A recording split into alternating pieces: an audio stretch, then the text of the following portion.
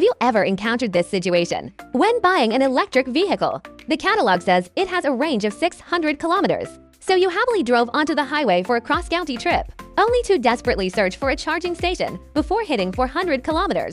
You must feel like you've been tricked by the automaker, right? Actually, it's really not the automakers performing magic to steal your money, but rather that their test papers are completely different. In today's video, we are going to crack thoroughly those incomprehensible English abbreviations in EV commercials. First, I'll guide you to understand the 3 current mainstream global energy consumption standards. What are the differences between EPA, WLTP, and CLTC? Next, I'll tell you a super practical mileage conversion formula. Finally, I will also share with you, for actual owners who have already bought these cars, what is their most painful realization regarding these mileage numbers? After watching this video, I guarantee you'll never be led by the nose by EV commercials again. Without further ado, let's first talk about the 3 common testing standards right now. First, the strictest and most realistic one, EPA, which is the U.S. Environmental Protection Agency standards. The EPA test is extremely tough. It includes not only city and highway driving, but also aggressive driving. And the most brutal part is the AC, or heater, is forced on throughout the entire test. After the test is over, the resulting score is then straight up discounted by 30%. So if you see a car's EPA range listed as a certain number, have no doubt you can realistically drive about that far on the road. Some people with great footwork can even drive further than advertised. Second, the current global mainstream standards, the WLTP test. This is the European standard. New cars available in Taiwan mostly refer to this data. Its testing conditions are much stricter than the old NEDC standards, taking into account variables like vehicle weight and wind resistance of large wheels.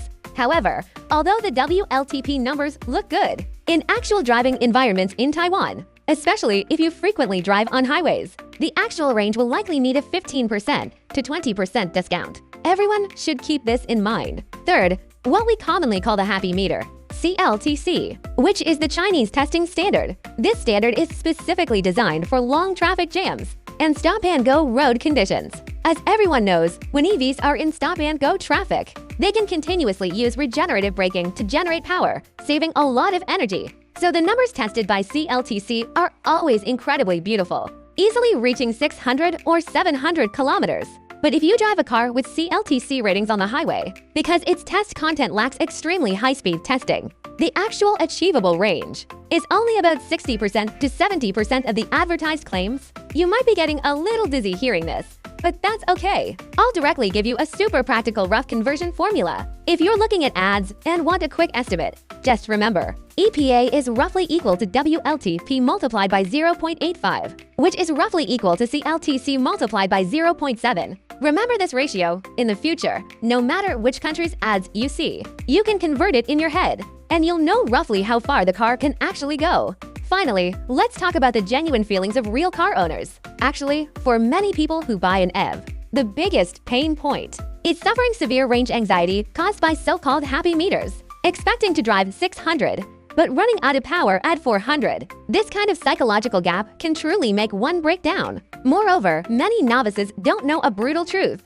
Fuel cars are fuel efficient on the highway and inefficient in the city, but EVs are exactly the opposite. The wind resistance for EVs on the highway is huge, and without traditional gearboxes, the power consumption is astonishing. If you often drive on highways, absolutely do not completely trust the combined range in ads. There is also a hidden trap: wheel size. The best-looking range numbers in the commercial is usually tested while equipped with the smallest and lightest wheels. If you opt for wheels that are 2 inches larger to make the car look cool, your actual range will straight up vanish into thin air by 5% to 10%. However, there are occasional surprises, like some car models that use the EPA test. Because the test is so harsh, owners actually find them more power efficient on the road than in the catalog. This kind of reverse false labeling has actually become a little happiness among car enthusiasts. When buying an EV and looking at ranges, never just look at the numbers. You must see what English letters follow them. I hope this video can help you, who are currently car hunting, establish the correct concept of range, and find the electric vehicle that best suits your driving habits.